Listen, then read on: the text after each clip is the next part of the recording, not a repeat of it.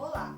Depois de um período inteiro aprendendo sobre os métodos de conservação dos alimentos, hoje nós vamos abordar a maturação das carnes, um processo muito utilizado e pouco conhecido pelos consumidores.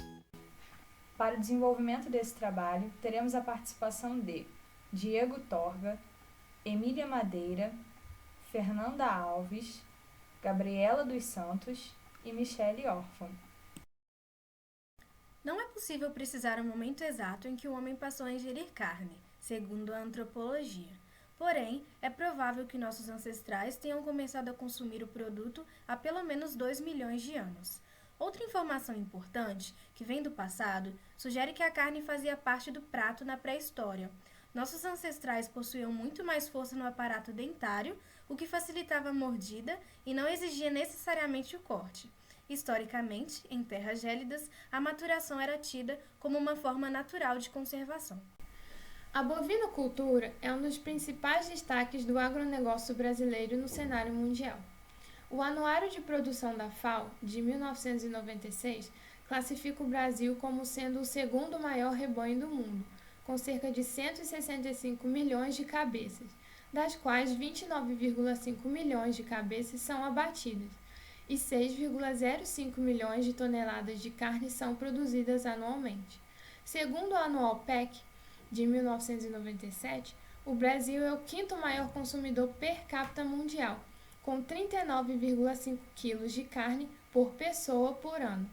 Além disso, desde 2004, assumiu a liderança nas exportações, com 1/5 de carne comercializada internacionalmente e vendas de mais de 180 países.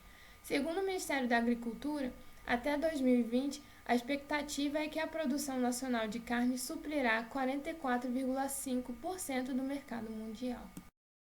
Há diversas formas de se amaciar a carne, como, por exemplo, através de tenderização mecânica, estimulação elétrica, tratamento com ácidos orgânicos e maturação. Além destas, existem as tradicionais, que já executamos no dia a dia, como o amaciamento mecânico, enzimático por meio de calor e pressão, entre outros. A maturação é o processo que iremos abordar. Sabe-se que nos locais onde as temperaturas são baixas, esse tipo de conservação era tido como natural. A maturação nada mais é que o tempo de espera necessário que garante as características sensoriais da carne, saindo assim do período em que é considerada carne verde e tornando-a apta ao consumo. Tal espera sempre acontece em ambiente e temperatura controlados. E atualmente, sabe-se que alterando as variáveis na equação tempo, temperatura, ambiente, que envolvem a maturação, obtém-se produtos finais diferentes. Existem 2 tipos de métodos de maturação da carne. São eles: a vácuo ou wet age, a seco ou dry age. Dos métodos de maturação, o mais comum no Brasil hoje é o wet age, ou maturação úmida. Peças de carne são embaladas a vácuo e mantidas resfriadas por um período que pode variar entre 8 e 12 dias, de acordo com o corte. Nesse método, a carne conserva a umidade com pouca perda de peso, mas agregando sabor e aroma. O vácuo também inibe o crescimento de bactérias aeróbias, uma vez que mantém um ambiente sem oxigênio. Nesse período, as enzimas dentro dos músculos vão quebrando as proteínas da carne e acentuando as características organolépticas. Durante esse processo, a carne escurece um pouco e passa por uma fermentação lática que produz odor forte. Este desaparece em contato com o ar, sem comprometer a qualidade sensorial e microbiológica da carne. Carnes a vácuo, se armazenada em cerca de 0 graus, podem ter vida útil de até 90 dias.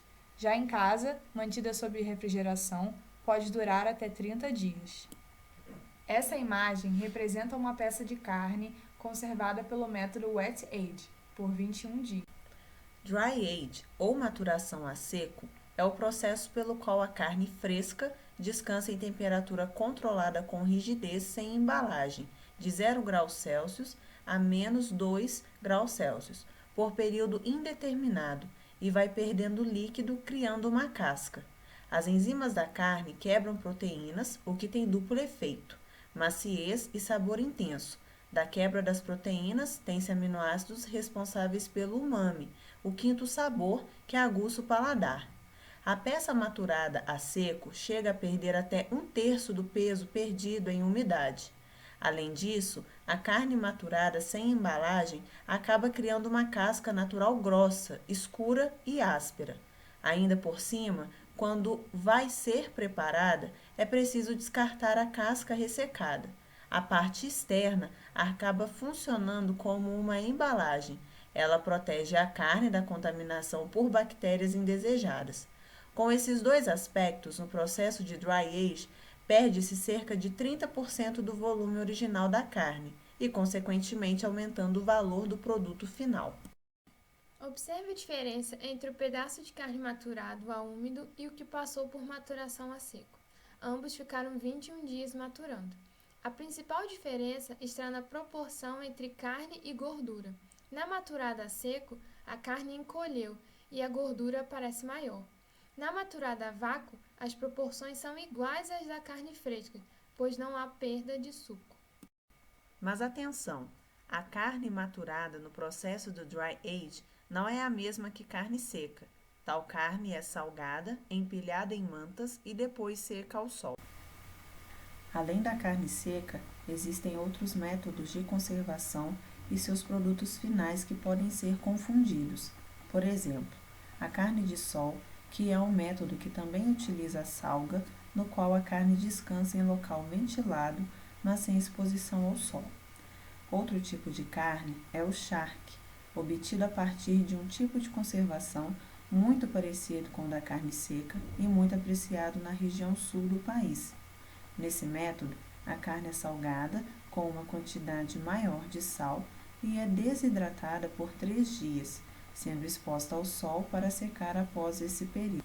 Depois de pesquisar muito sobre o assunto, sempre associando com as informações obtidas em sala, percebemos de forma exemplificada que a combinação de diversos fatores podem ser usada como técnica para extrair do alimento o que ele tem de melhor. Embora alguns autores defendam que o consumidor não diferenciaria as duas técnicas de maturação, e dessa forma, continuar com a técnica wet age seria mais rentável, já que o brasileiro ainda não está disposto a pagar mais caro pela carne feita a partir do dry age, que é tão aclamado e que nos Estados Unidos já virou moda com steakhouses e restaurantes de leste a oeste do país, exibindo no cardápio a idade avançada dos cortes que servem. Na realidade, o wet age é mais rentável por não haver tanto desperdício de alimento se comparado com o dry age, que é mais caro por conta da perda de umidade e posterior desperdício da casca. Olhando pelo ponto de vista da conservação e aproveitamento dos alimentos, o dry age não seria o melhor método, justamente pelo produto final ser uma parte tão pequena do produto inicial.